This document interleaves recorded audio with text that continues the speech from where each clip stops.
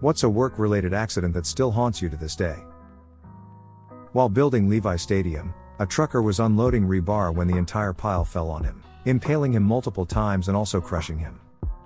I never met the man, but his cat and elderly dog ended up at a local shelter.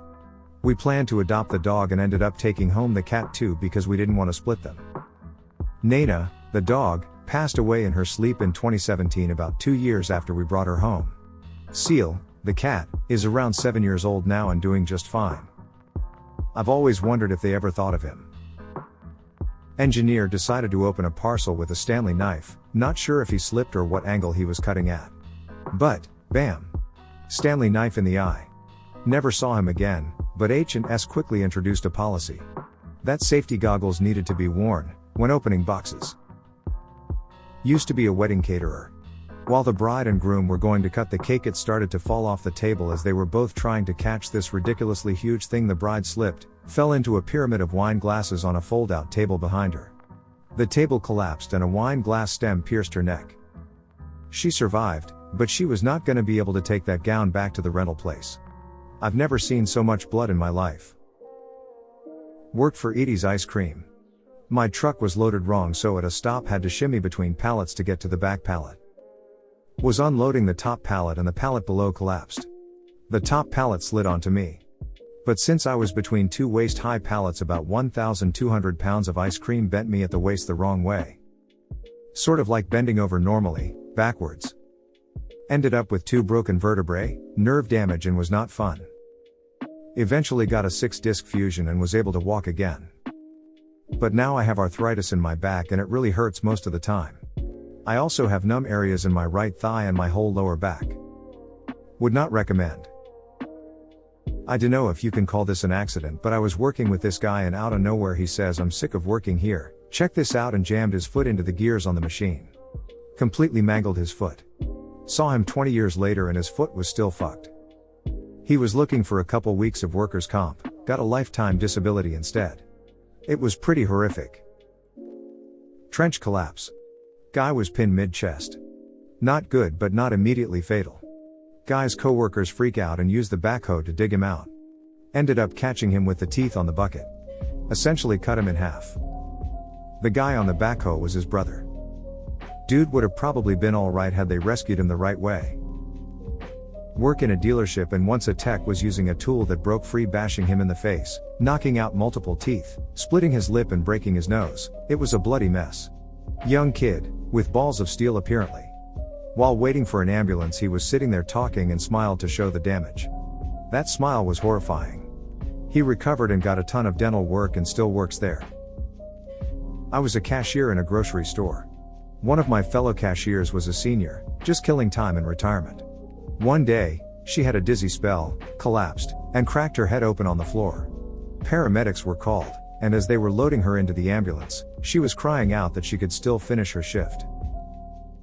Coworker, who was fresh out of trade school, was using a table saw to cut 1-inch thick sheets of plastic into strips. It was cold, so he put on some leather work gloves. A glove got caught and pulled his hand into the saw, nearly severing his right index and middle fingers. He came to me and said, I think I cut my hand. It literally looked like a package of pork ribs, all mangled bone and tissue. They were able to save the fingers, but they're non-functional and don't bend. Not me, but at the cookie factory where my brother worked, a worker died when someone accidentally dumped out a massive mixer full of molasses on top of him. He suffocated before they could dig him out. The time we almost killed a customer at the restaurant I worked at. He had a milk allergy that we didn't know about, so we made his food on the same grill as everything else.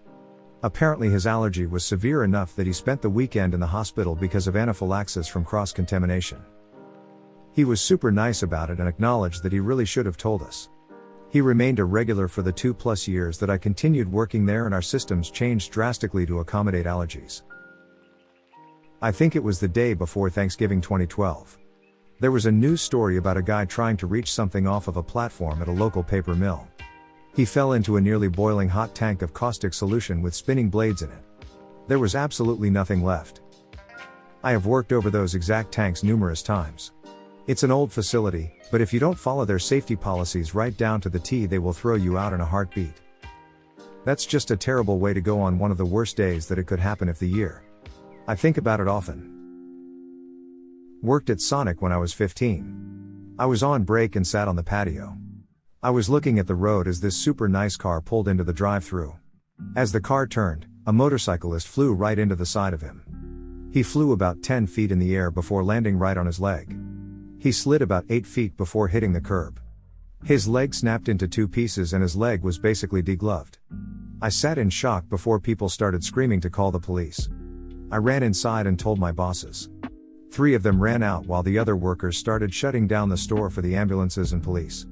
I was the only one who saw what happened. His face was skinned, leg was degloved. His fingers went in all directions. But it wasn't the sight that scared me. It was the wheezing noise that he made as he slowly started gaining consciousness. He was mouthing the words "help me." But his lips were gone. He could only make noise. I didn't work that day, and cried the whole time he was being put in the ambulance. The worst part was, the car who hit him, drove off without staying a second. The owner of the car was eventually found, but nobody was charged. A few months later, the victim of the hit and run, came to Sonic. He lost his leg and was still in the process of recovery. The guy came to thank us and let us know how he was doing. Glad to see he survived, but still traumatizing nonetheless. Edit, I'm sorry I sound weird, I was in a rush typing this. Nobody was charged was because they had no idea what happened. They were also both in the wrong. The bike was going way too fast, and the car tried turning in the middle of the road, instead of the left lane, that's why the biker was thrown. Sorry. Not really haunted, but we had a guy in the army violate one of the cardinal rules of working in the motor pool, remove watches, rings and dog tags. He had kept his wedding ring on and was working in the turret of an Avenger, surface-to-air missile launching system mounted on a HMMWV. When he climbed down the tiny ladder at the back, he decided to jump down the last few feet to the ground. His ring caught on the ladder and degloved his finger. He held up his hand and just looked at it and said, "Oh fuck."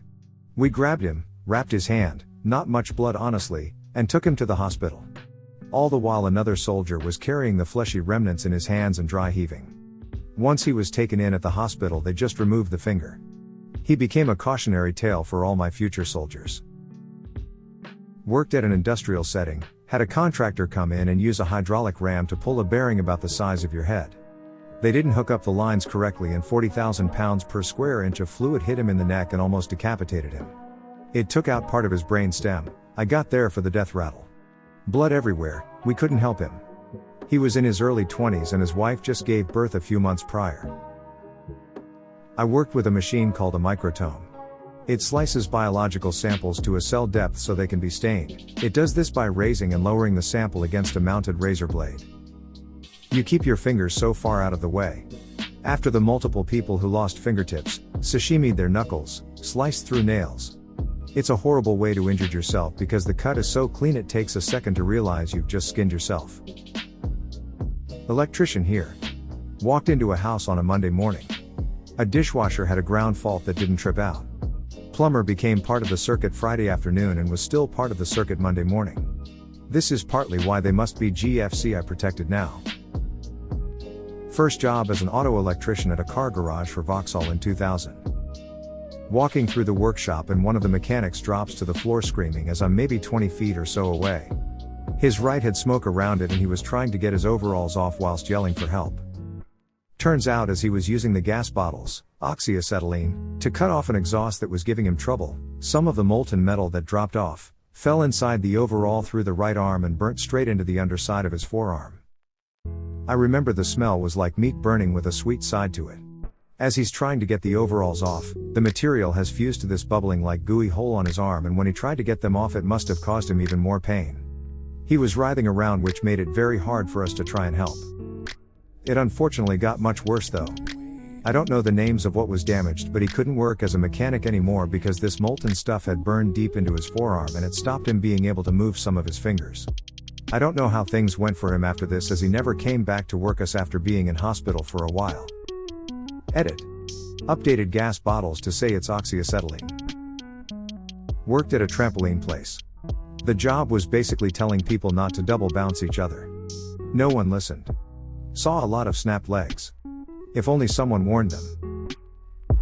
Thank you for watching Reddit Stories.